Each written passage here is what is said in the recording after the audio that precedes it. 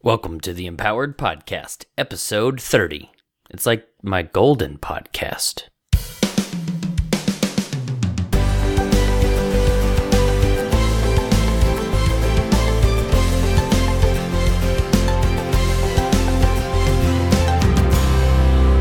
Thank you for tuning into the Empowered Podcast today. I'm doing something unique, and I have a special guest on the show to be my co-host.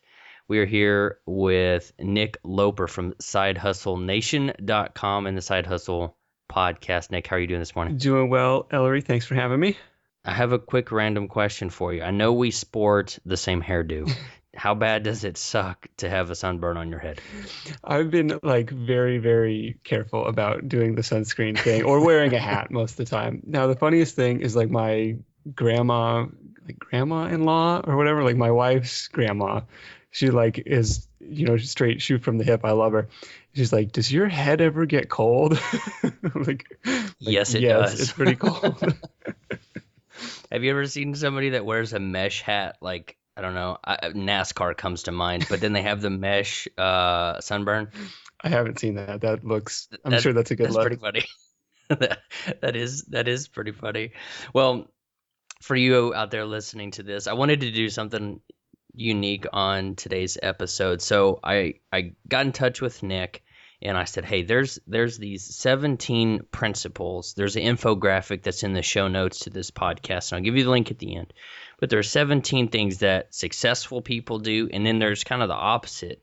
There's 17 things that unsuccessful people do. And I thought, this could be a cool blog post, but it could be an even better podcast episode. So I started thinking, man, who can I go to? Who's got a lot of things going on? Who is going to be a huge success someday, or already is? Don't want to say only in the future. And one of the very first people I thought of was Nick. And again, he does the SideHustleNation.com. I've listened to his podcast. He just started a mastermind and had a meeting last night, as a matter of fact. And I was like, let's go through these 17 things with Nick and share them and get, have a fun conversation. So it's a little bit out of the norm, no standard questions or things like that, but I hope you enjoy. So Nick, you ready to dive right in? I'm ready. And I think number 18, if it's not on here, has got to be a sense of humility. I used to think I was super successful, that I knew, and I always joke with people, I wish I knew as much today as I knew when I was 16, man. I was the smartest kid ever. And, but I since have learned that I don't know shit. that works too, because as everything that we do, we fail at it. Some expert. I mean, not Michael Jordan didn't even make every single shot. He talks about how many shots he missed, and he was a huge success. And then we're sitting here talking about attributes or aspects of successful people versus unsuccessful people, as not that we do, but as if we have them all nailed or we know them. And I would definitely add a sense of humility on the successful side, and a sense of maybe arrogance on the unsuccessful side. So that works too. But the first thing on the list, Nick, is successful people have a sense of gratitude. Do you find that to be true? I like that one. And this is something, and you can read the studies of you should keep a gratitude journal. And if you keep up this habit for 30 days, you have a measurable, improvement in your happiness. And so this is kind of a habit that I've tried to get into over the last few months. I've got a daily reminder email that sends me, and I can fill in the box to say, what am I grateful for this day, and it fills in a Google form. So if I'm ever in a bad mood, I can go back and look through these months and months of things that I was thankful for at one point. Cool. Is that an app or a Gmail plugin or something? So I set it up so there's one called happyrambles.com. That's one I haven't tried. It's a fun name. I think our friend Benny Shoe's got an app called Gratitude 365 for a couple bucks that'll do the same thing. I think you might have that actually, yeah. I set it up using a service called Nudge Mail, a free email. You set it up for a daily reminder, and then I just embedded the Google form in there. And the opposite of that with unsuccessful is they have a sense of entitlement. Now, I think entitlement has been a word that's thrown around in politics with certain generations. I'm sure at some point someone thought our generation had a sense of entitlement, and maybe it's a cycle. Everyone thinks the generation under them or two under them has this sense of entitlement. Is that a good one? Unsuccessful people have entitlement. Successful people gratitude. Yeah, well, you see that, this one will get politicized a lot, and I don't know who wrote this list, right? It's like, this is the Tea Party. All of these entitled, people that just gimme, I want. I don't know. What do you think? I think, the argument that this millennial generation is entitled, I think there's some truth to that, because we're open to this entire, world of podcasts and kind of guilty of the comparison trap in a way, being like, well, look, why should these people get to do what they love and make a living doing that, where you're slaving away in this cubicle? And so that's, I think, where kind of the entitlement mentality or perception comes from. But how do you fight that when our parents or grandparents have the title "the greatest nation"? I mean, the ones that built the highways and the bridges and all of the infrastructure that I don't know how you fight that. Anyway, I agree with you. Anyone, I don't think I have ever come across a successful person that feels that they are owed their success. And in fact, I think they work harder and connect better than most people. And I think whenever I was asked myself, what do I need to do to take my business to the next level? It was be a connector of people, grow my network. And you can't do those things if you have a sense of entitlement. Right. It's like, the harder I work, the luckier I get. Oh, I like that. The harder I work, the luckier I get. So the second one on the list is give other people credit for their victories versus take all of the credit for their own victories. I think that applies to leadership too. What are your thoughts on that one? Like, do you mean kind of like deferring to your team? Like if someone, hey, great job on that. Well, I couldn't have done it without so-and-so, or it was a team effort or whatever. Both. But I think the way, not that you meant it this way, but I think a lot of people can be, or at least come across disingenuine or ungenuine, whatever the term is there. You have to be careful about being false when people know that you could have done it without people. And I know all successes are done by a team, but I don't know. Yeah. I don't know. That's kind of a boring one. Yeah. So to just give credit for stuff. Here's one that could be very interesting, and I can't help but think of, do you know Jeff Brown, Read to Lead podcast? Yes. So Jeff is a cool guy. I can't wait to meet him in person someday. But the third one on this list is read every day versus watch TV every day. What do you think? What's your favorite show? Diving right into the favorite show. Oh gosh, I have so many. We watch. So since I went full time doing my side hustles, since they became my main hustle, I guess, to use your term there. What do people call it when it's not a side hustle anymore? What do you call that on your show? Yeah, you could be like you turned it into your main hustle, or you're a full-time side hustler. There we go. There we go. So I'm a full-time side hustler. But since I went full-time with this and I spend most of the day working, whenever my wife comes home, I try to spend a lot of time with her. And so one of the things that we enjoy doing together is watching TV shows and talking about them. But one I'm watching, I'm really looking forward to the Game of Thrones starting up. Okay.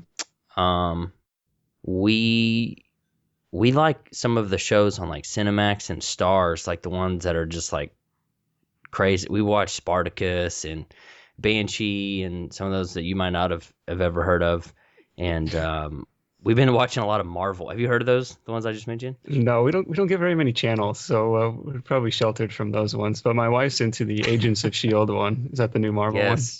Yes. We recently watched like 8 episodes of those, trying to clean out the DVR. Yeah, and that's a good show.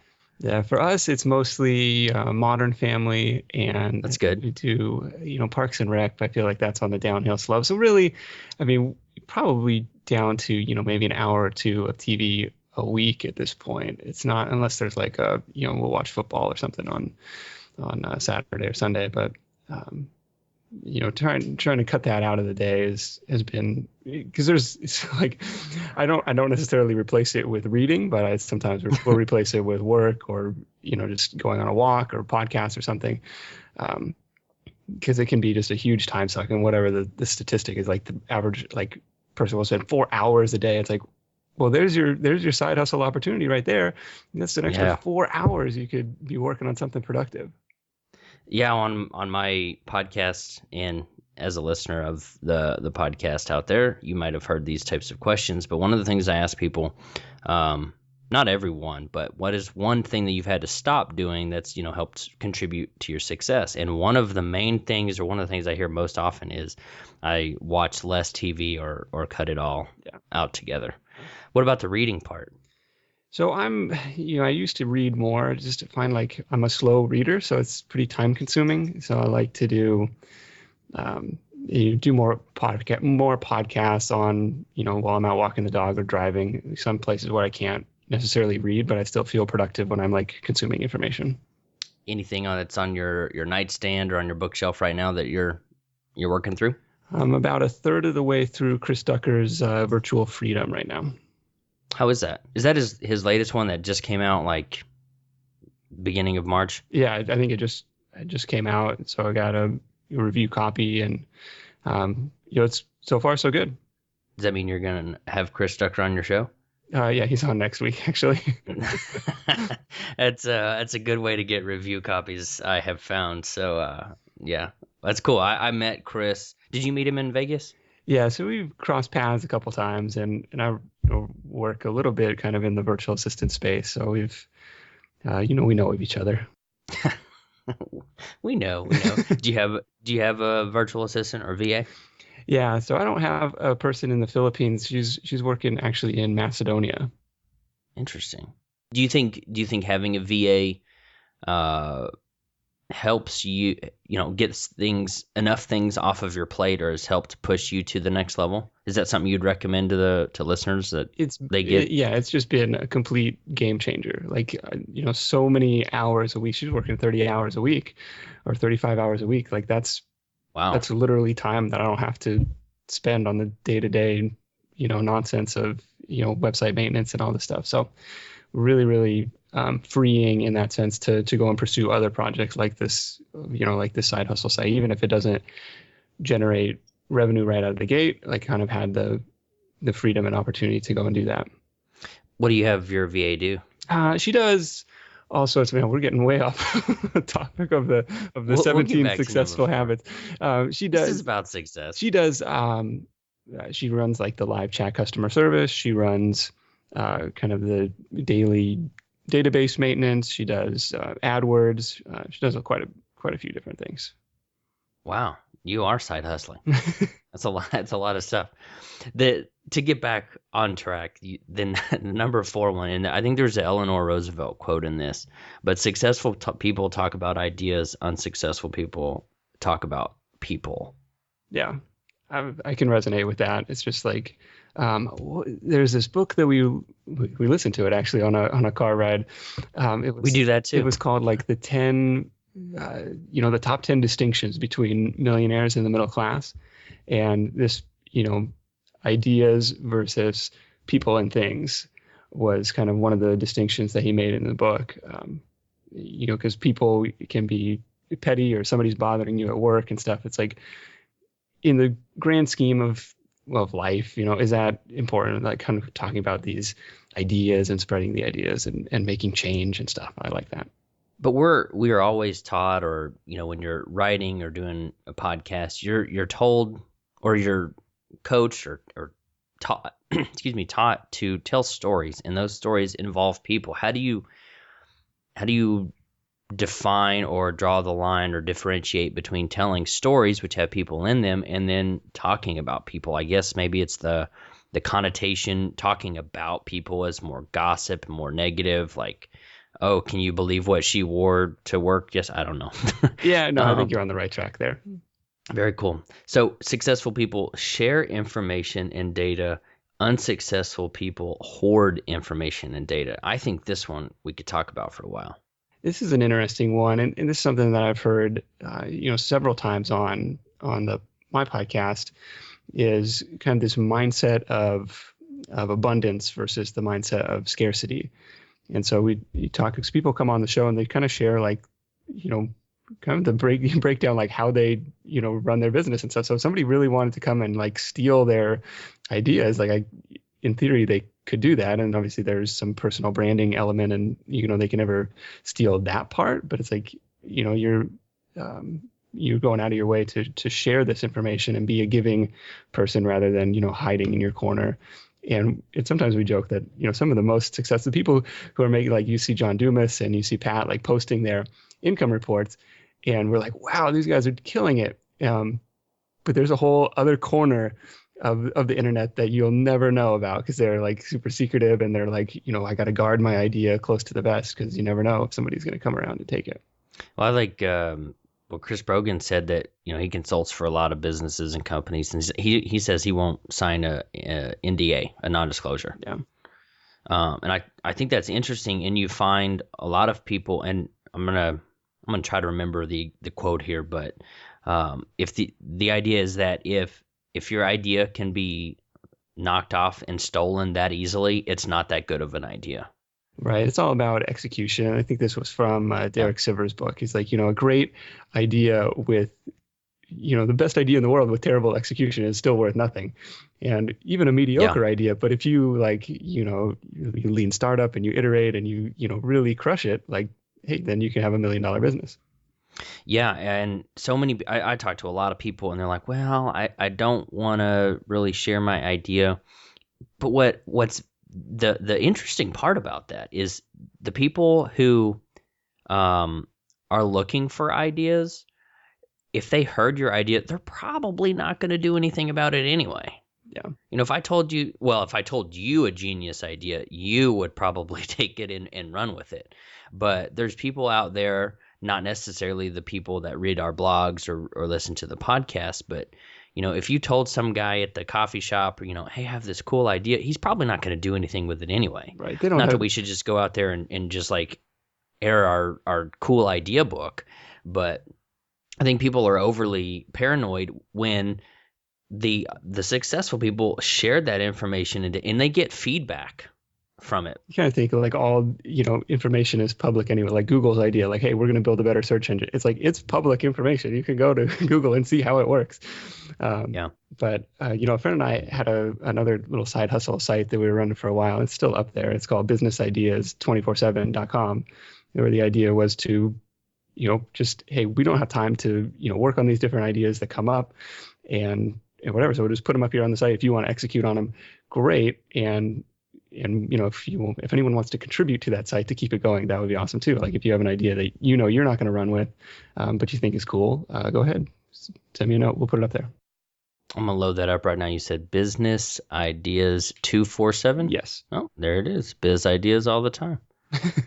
Very cool. March. Hey, you actually posted a couple weeks ago. Yeah, a nickel every year tax time. Very cool. Have you mentioned this on your podcast? I feel like I've heard you talk about this before. I don't know. I think this one is just such a low priority side project. It probably doesn't get much airtime.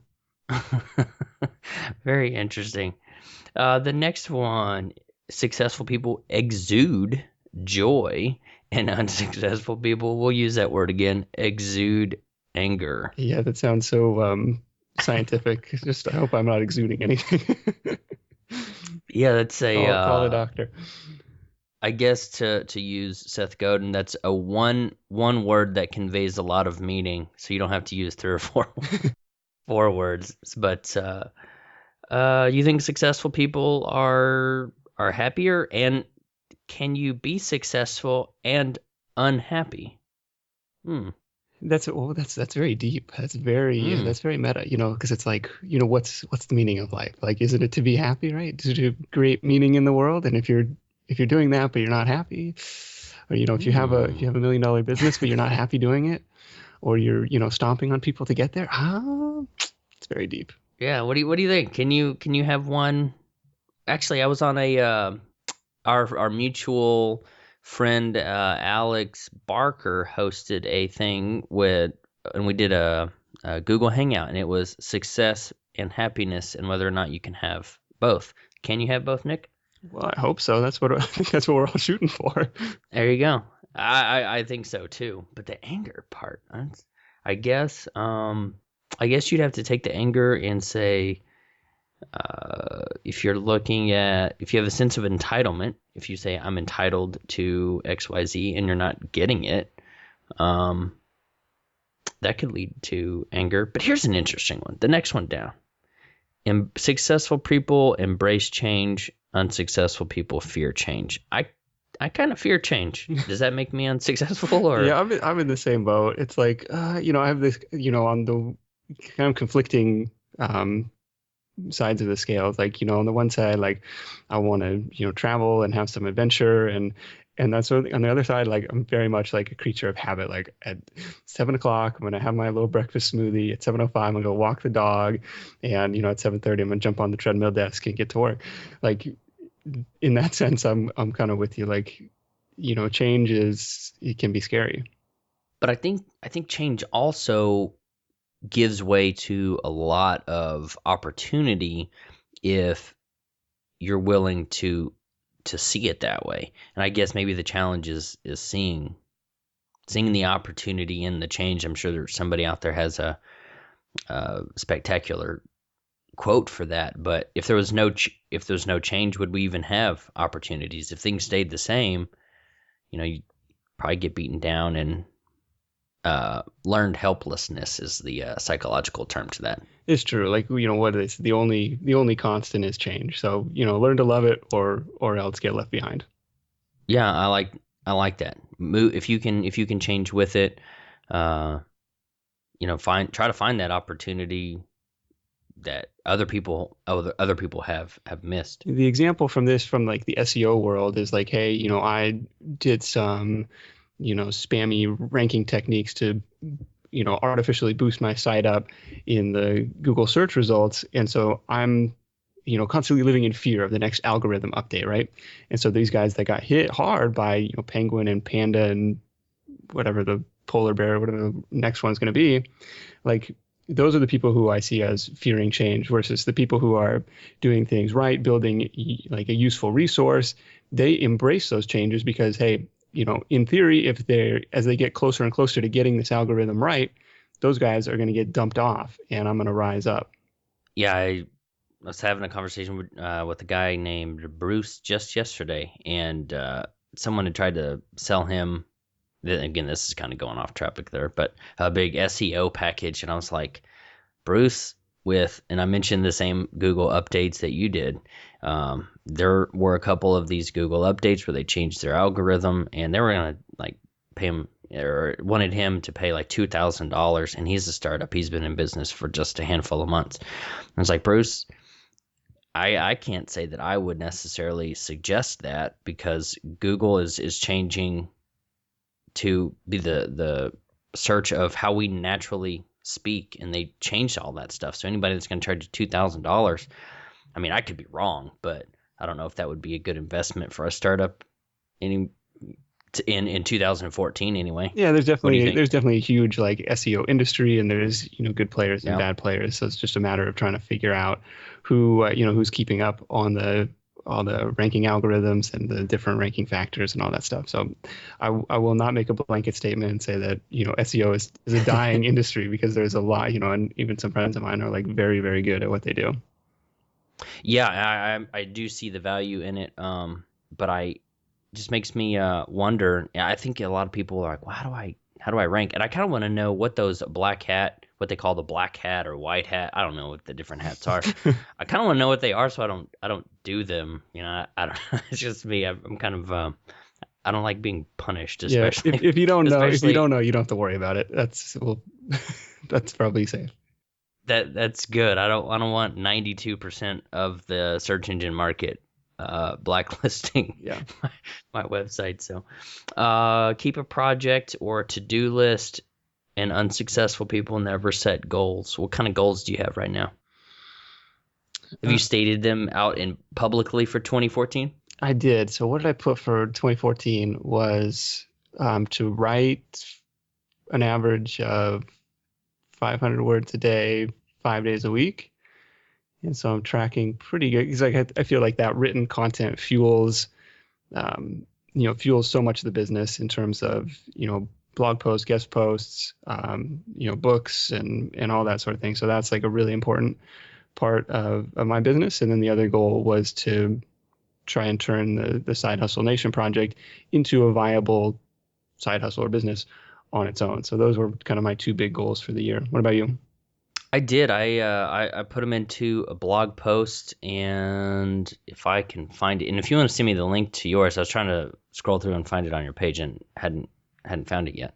I want to take my coaching business to something that makes a couple $1,000s a month. I'd like to make some more affiliate income from my blog, but also on another project that I have, which is what'snextblogging.com.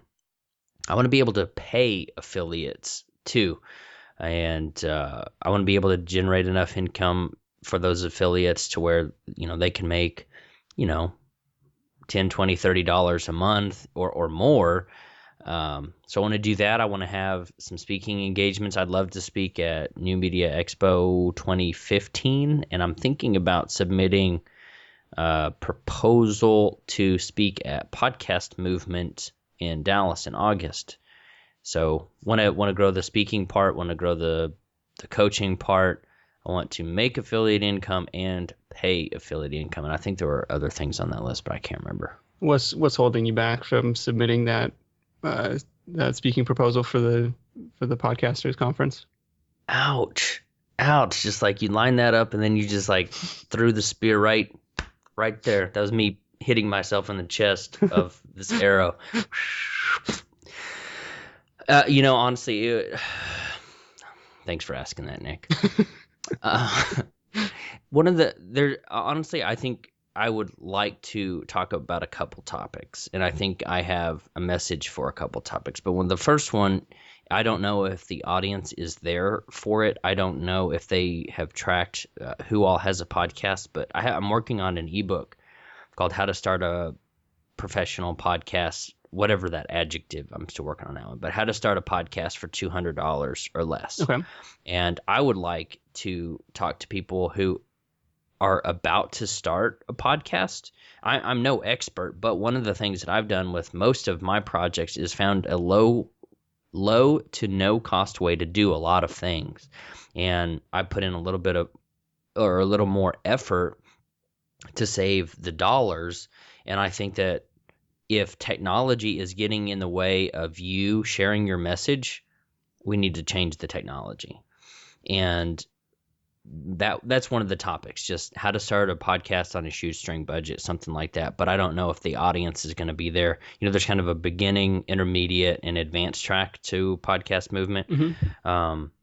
And I don't know if that beginner track is I'm about to launch, I just recorded my first episode, or anything with less than 20 episodes is big. I don't know. So I don't know if there's the audience, and that may just be an excuse. Maybe I should submit the proposal and have them tell me.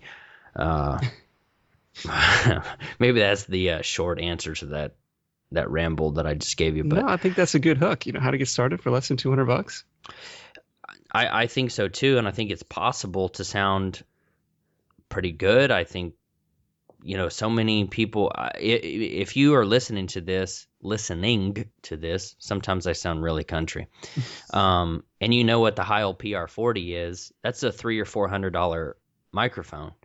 Not everybody has $300 or $400 to start a podcast. I'm using one that's $80. And I think there's a way, again, a low cost or no cost way to do some of these things that will allow people to share their message with the world that, won't set you back $500, $600, $700 to get going. Yeah, it's the 80-20 solution. If I can sound 80% as good for 20% of the money, I'm going to use that mic and see if, just see if there's any traction to it, like to commit to that kind of equipment right out of the gate with like the mixers and all that stuff. It's like, man, I didn't have the appetite for that either. Now, when you're interviewing people on your show, do you find that all of those people with side hustles have goals? Because I think where's the converse, never set goals. I think a lot of people who, and again, we could go down this rabbit hole of, well, it's just your definition of success, but let's call it what it is. These lazy people who don't have goals will never be successful. Would you agree, or am I just being crass? Well, it's like I don't know if you call it goals or call it a to-do list or call it like kind of taking out.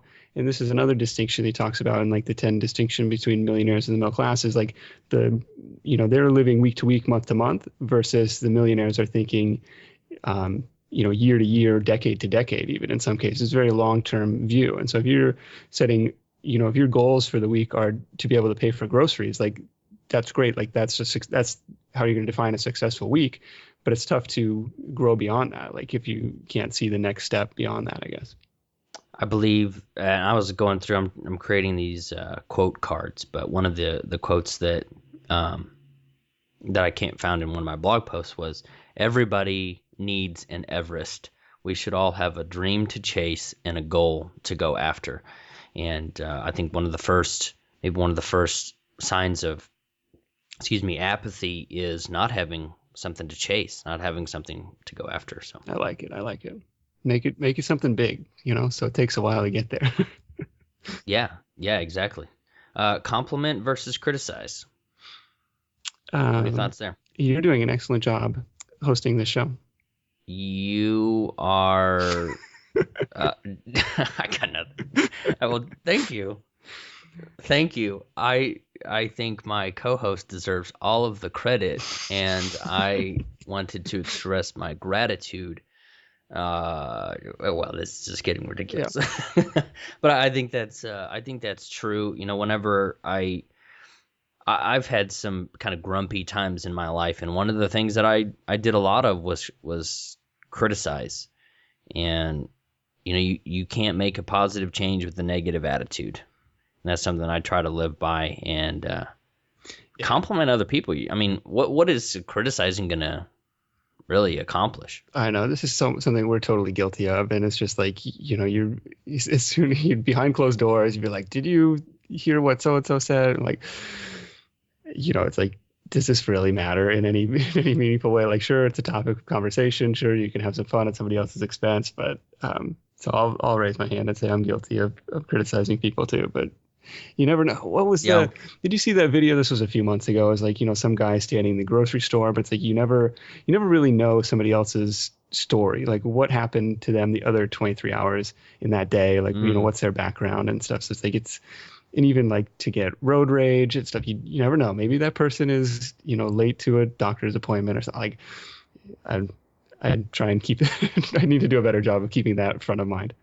Yeah, we all have bad days, and I like that. What happened the other 23 hours of the day, or 23 hours and 45 minutes. Whenever you cross paths with somebody, you never know what happened or what kind of phone call they got just before, what kind of news they got before. I've probably treated people pretty poorly after a bad situation, or maybe I just felt like it. I don't know.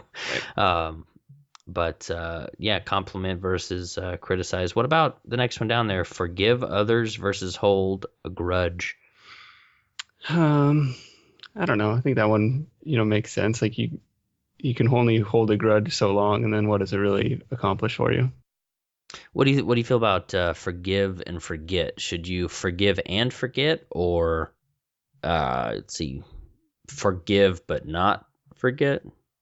What do you think the smart one, the smart way to do that is? Like, this is another one I have a hard time with too. It's like, if somebody does something that's like super rude, and they have, they had every alternative to not do that, make that choice. Like, I'm kind of, I kind of want to hold a grudge against you. Like that was a jerk move. What are you doing? So, I don't know. Well, I guess I'll try and be better about letting it slide.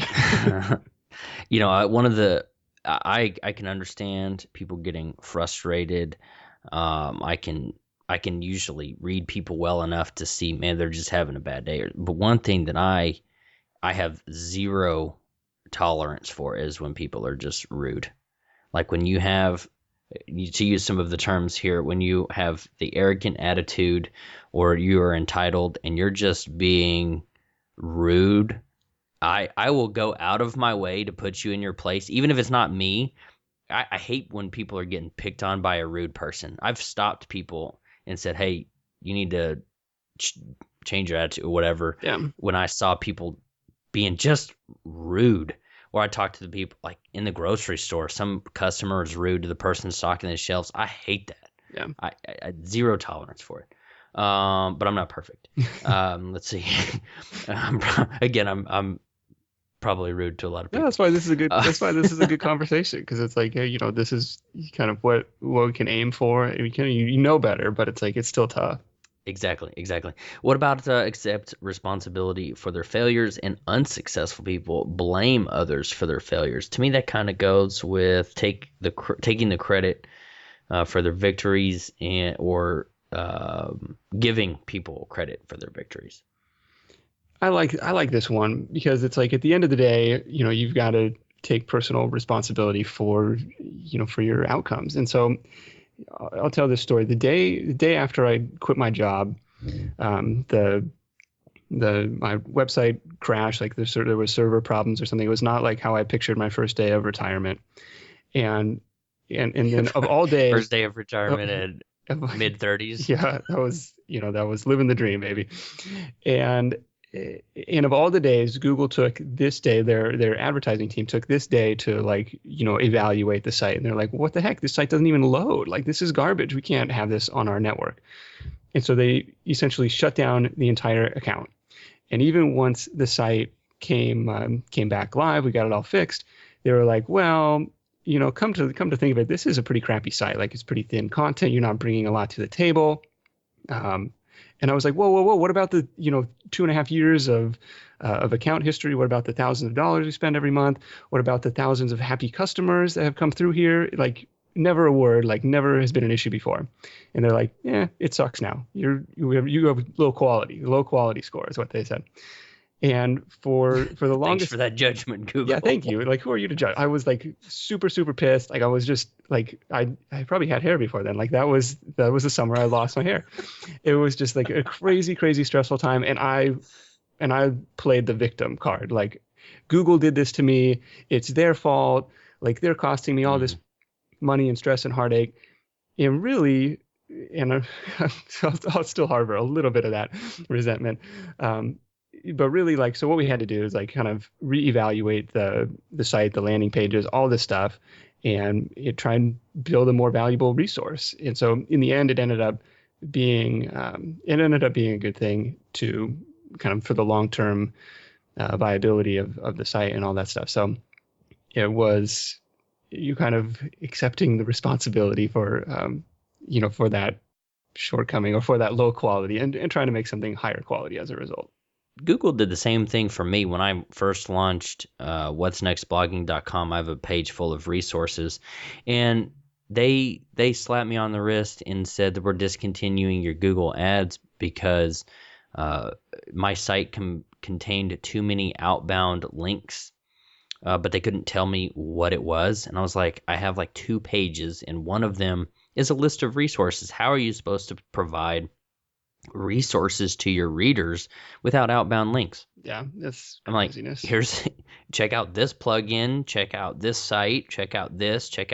I recommend it. Yeah, like, they want you to go Google that themselves. You just tell them the name, and then somebody, so they can serve ads against it. Exactly. I can't be the resource. Only Google.com can be. You know, Google's gonna have an algorithm someday that listens to this show and come back and shut us. I'll show you. Yeah, we got to redact this part. Yeah, this will have to be edited out. There you go. Let's see. The next one was keep a journal. Or here you go. Unsuccessful people say they keep a journal, but really don't. Bum bum bum. Yeah. So outside of the outside of those daily gratitude emails, and attached to that is I call it like an I done this check. And I think you can get a free version of this at idonethis.com. They'll send you an email and you type in what you did that day. And it's, supposed to make you feel accomplished and productive and say, oh, and it's coming. So you like have to like actually, do something so you have something to type in. But aside from that, I don't keep any journal, like, my field. Well, I guess I, blog all the time. I guess that's my journal. Yeah, I don't either. I mean, we both have blogs. We open up and share some on the podcast. I don't know, I think I've done maybe 40 interviews. You're probably up in the 70s or 80s by now. But have you heard anyone say that their success tip is to keep a journal? I have not heard that one. I don't either. I don't think I have. Like I said, I get the ones, stop watching TV. I got to be more intentional with my time. But never have I heard I keep a dear diary by my bed. I don't think I've ever heard that. Now, for what, like, I will on the blogging. So I blogged for 4 years before starting the side hustle blog, and I think that kind of daily practice of writing and kind of working on that craft, I think that was valuable. So whether or not you're sharing it with the world, whatever that daily practice is for you, if it's 3 sentences, if it's that gratitude journal, if it's the I done this record, whatever it is, I do think there's some value there. But, having an old school, like, dear diary, like you said, probably not a huge success factor. Do you publish those blogs daily or just write daily? Because you mentioned before trying to write 5 days a week, 500 words a day. Do you publish that, or do you just store it for a rainy day? Some of it gets published. Some of it's kind of in holding patterns for other projects and trying to find homes for the other stuff. So, do you think that your writing has drastically improved over time, or do you think that daily discipline of just the activity of writing has improved your writing overall? I don't know. I would like to think so, because it takes up a lot of time. So I hope I'm getting better. Yeah, I've had a lot of people. They ask me, or we talk about them not thinking that their writing is very good, and I think I'm on post. I think I've got at the time of, so this is March 25th or something. I think I have 192 blog posts. I haven't been doing this for 4 years, and I tell people it's a process. Like you're not going to walk in and out of the gym in one day and look like, I don't know why I just thought of Hulk Hogan. You're not going to come in and look, and then I think of Arnold Schwarzenegger. I must be like thinking of 80s wrestlers or something. But you're not going to go in and in a week you come out completely changed. And the same thing for blogging or writing a book or whatever that you want to do. It's a process, and you cannot skip that process. And I tell people it took me about 80 blog posts before I really felt like I hit my stride. I mean, that would have been a few years ago for you, but do you remember a time when you I feel like kind of hit your stride and things became easier? It's still a struggle to write. Like and that's why I'm trying to make it more of a priority. But I have a hard time like creating a rough draft mode and just like not caring about the sentence structure and just trying to get words on a page. Like I want to make it right the first time, so I don't have to edit it and stuff. Like it's, in that sense, I have a challenge doing it. But like I can see my writing style has changed over the course of the years. Like where it used to be more like, long form paragraph text, more like, what you would write in school, versus more, short, punchier paragraphs, like, 1 sentence paragraphs, 2 sentence paragraphs, and like, being more conscious of writing for the internet and like kind of the white space on the page. I don't know if that's. Yeah, because we scan. I even see my own blog posts, and I piss myself off. Like, I wrote this, and I'm not even going to sit down and read it once it's published. I scan like, oh, that's a cool heading. Oh, that's cool. It's bolded. Right. So yeah, I'm kind of getting in this practice of writing for an internet audience and writing for online readership. Exactly. We talked about keep a journal, want others to succeed versus secretly and diabolically hope that others fail. So I won't go so far as like secretly hoping others fail, but I will admit to being, jealous of other people's success. And like, or you like, this person started, years after me, and they're like, just killing it. And you're like, what am I doing wrong? And so that kind of leads to some self-doubt and stuff. And so there's some jealousy factor there. There are certain people that I'm not necessarily like hoping they fail, but like I'm not necessarily like rooting for them, if that makes sense. I don't know. What do you think? I agree, and one of the one of the biggest examples I think of, not often, but every once in a while. Pat Flynn and I both got laid off at about the same time, and we're about the same age. And of course, I'm probably, I guess you could literally say, a few $1 million behind, and several 100,000 blog post readers behind. But it's just interesting that the different trajectories that we took after a similar life event. Right. Now, I think the big one there is, instead of secretly helping others fail, is what you just said. We don't go out of our way to help other people. However, some of the best, I don't want to say best, but the most successful people that we know are the ones that do go out of their way to help other people and go out of the way to connect people.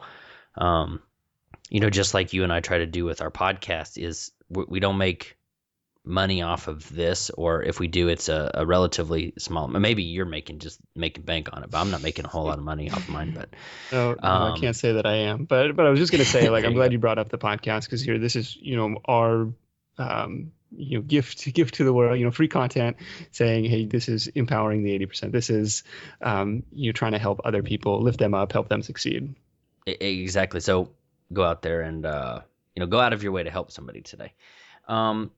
Keep a to-be list versus fly by the seat of their pants. I don't know. That's kind of a weird one. Like, how do you be flexible and embrace the change? Well, maybe have principles, or like your life mission statement or something that prevents you from being the fly by the seat of your pants. But I don't have a to-be list. Yeah, me neither. I think, well, this is like, similar to like the long-term goals and stuff. And Tim Ferriss talks about this, I think, in 4-Hour Workweek, like his being, having, doing framework. Like, I don't know, I guess maybe that's how it relates to it. Yeah. Next one, set goals and there you go. Set goals and develop life plans versus don't know what they want to be. I had someone on my show, and I can't remember who it was. It might have been Daniel Hayes, who said, do a life plan. Have you ever done a quote life plan before? I don't know. Like, I can't figure out what I want to do next year. Like, this is challenging. I just wrote a post on this a couple months ago. Like, what do you want to be when you grow up? I said that's the scariest question of all time, because it's like, I think it's a terrible. I still don't have a good answer for it. I think that's an absolutely terrible question. If you're under 20 and listening to this, I would love to hear from you, because I don't know many younger people that listen to my show. But if you're under 20 and someone is telling you need to figure your crap out and figure out what you want to do for the rest of your life, I mean, it's hard to ignore them if they're your parent and they're about to pay for you to go to college. But that's ridiculous. Would you agree, Nick? Yeah, I don't like how it defines, what do you want to be when you grow up? As the answer is always the answer they're looking for is always a job. Like, it's never. That's true too. And it's like, well, maybe that's not the full definition of our being. I would like to think there's more to it than that. Well, I think anyone growing up today is being parented by a generation that was taught to go to school, go to college, and get a job and retire at 60 or 65. I mean, that's kind of how I was raised. And I think, or hopefully, we're at this age of, Renaissance sounds corny, so I'm not even gonna, it just popped into my head, but we're at this age of entrepreneurship where literally anything is possible. People like Pat Flynn can make $60,000, $70,000, $80,000 a month online. John Dumas can go from that to, I don't know, $1.5 million in a year and a half by just giving content to an audience for free. He gets paid by sponsors and things like that. But I hope we are at an age of entrepreneurialism where people with the desire, with the will and the skill, can do whatever they want to do. Ooh, I like that. Did you make that up just now? I will claim it. No, I think it probably came from. I think I coined the will versus skill, but I think it's based on an idea that I got from a John Maxwell book. I like it though. I like it. You should put your stamp on it. Boom, stamped. So if you have the will and the skill, and that's also where you, and I did come up with this, where you train or trade people on your team. If it's either a will or a skill problem. Anyway, set goals and life plans. That's one. So continuously learn versus unsuccessful people think they know it all. Hey, we talked about this earlier. I definitely thought I knew it all, and then I learned that I didn't know anything, and so I tried to be better about learning, being a student of the game of business and life and all that stuff. One of my favorite quotes is like this Thomas Edison quote, like from 1900 or something. He says, "We don't know a fraction of 1% about anything." Yeah, there was a thing I saw, like it's from like 1867 or something, and the guy says, "At this point, we know all there is to know about the universe and space." Right. So and you might have a similar opinion, but on the continuously learn piece, I would say that yes, you should continuously learn, but focus that learning on what your skills are. I think so many people that are entrepreneurial minded, or they have an idea, they should offload some of that learning, or they get bogged down in the learning. They want to listen to the podcast, or they want to read all the books before they take any sort of action. Yeah. And that continuously learning can actually be what holds you back. Number one, and number one, and number two, that could be something that you offload to a VA like you have in Macedonia. Right. It's time. Somebody, Chris Guthrie, shared on my show, there comes a time to stop learning and start earning. Yeah. It's a challenge because like I find myself like even in school, like I wasn't necessarily like looking forward to the certain class like Spanish. Like I did not want to take a foreign language and thought that was dumb. Like, why is this a college entry requirement? This is stupid. Like, I'll speak English. And now it's like, I love it. Like, having this skill, like, and being able to communicate with people, and being able to, read signs and do all this stuff. And my Spanish is not amazing, but it's, it's like this fun thing. And like, just this week I was trying to do like some, video production and stuff. It's like, I don't know the first thing. I don't even have a Mac, or so like, I thought I had to have a Mac, but like, I found this like free Windows Movie Maker software, playing around with that. And it's like just another, a little bit of a learning curve, but just another skill or something to add to the list. Yeah, I use that's one of those free tools that I tried to find, is Windows Movie Maker, I think, and it's no, I don't know, Adobe something or another, but yeah, it's a cool. It has tool some limitations, but it's like, okay, I can figure this out. But like you just said a second, or I guess a few minutes ago, something that's out there is better than something that's not. And I don't remember who said this, but a project that's 90% done to you is still 0% done to your customer. Yep. So that's a pretty interesting one. Operate from a transformational perspective versus unsuccessful people operate from a transactional perspective. I don't know if transformational is the word that I would use. I understand the transactional one, but I would maybe swap out the word transformational to relationship building. Would you agree, or are you jiving with the transformational perspective? Yeah, that to me that sounds very metamorphosis or I don't know, like cross this bridge, cross this symbolic bridge, and your life will be changed, kind of a thing. But from the opposite one, the transactional perspective, I can definitely see how that is kind of short-term thinking. Like, I'm gonna take this guy for all he's got. Like, I'm gonna make a $1,000 sale today, and who knows? Like, I may never burn my bridges, may never see this guy again. Versus building that long-term relationship and helping. Maybe the transformational is helping people. Transform along their journey, like this podcast, kind of giving people the confidence, the empowerment that they need to take on their projects. Yeah, I like that. I think it's definitely about the relationship part. And I was meeting with a guy yesterday, and if you're open and honest, sometimes we may pass up on business today to do business tomorrow. And I think if you are farsighted and have the best interest of your customer or client in mind, it's more of that relationship and less of that transaction. Right. So, Nick, any final words versus successful people? Actually, well, we missed the 18, which was humility, but we've already talked about that one. But any other final words for successful people versus unsuccessful people? I would say that the successful people take action.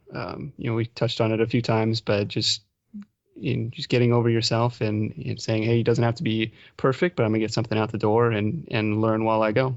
Perfect. Well, Nick, I had a blast talking to you today. Thanks for stopping in and talking about success with me. Hey, thanks for having me. This was a fun one. Thank you for tuning in to this episode of the Empowered Podcast. This is episode number 30, and I'm so happy to just have had this journey with you and have had you, man, I can't talk tonight, have had you listening in with me for 30, probably way more than even 30 hours worth of awesome guests, awesome content, and I'm so excited and grateful for the support that you've given me over the last 30 episodes. Quick announcement, I have moved my domain.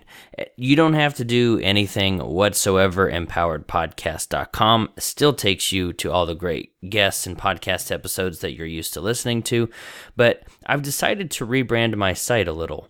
And I don't know if you are a blog reader as well as a podcast listener, but I have rebranded my website to ellerywells.com. I've been thinking about doing that for a couple years, and just some events and conversations over the last couple weeks have really made me rethink some of my strategy and rethink some of my branding.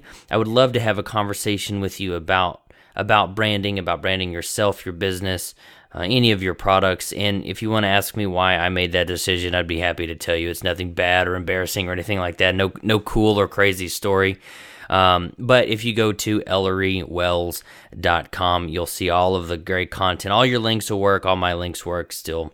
Same thing and everything like that. Wanted to mention to you a really interesting blog post that I wrote this past week, and it's called Can Bad Service Be Good Business?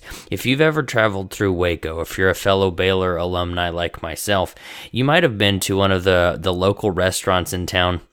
And there was a guy that worked there, and he would always just kind of be real chill and just kind of laid back when he brought your food, when he took your order. And I tell that story just briefly in this blog post. I encourage you to check it out, When Bad Service Can Be Good Business.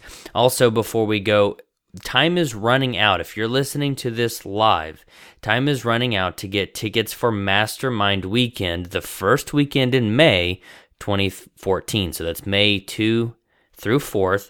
And if you're interested in growing your business, building a brand for yourself, maybe launching a podcast and integrating that into your business, or taking your blog and turning that into a business, you need to be able to really build a legitimate business. In Mastermind Weekend, I've brought together some experts at business building, and tickets are really low cost.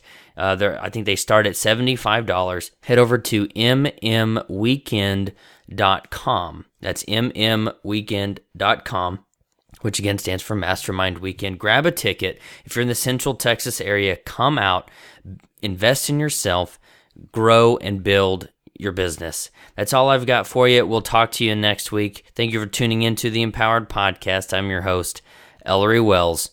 We'll see you soon.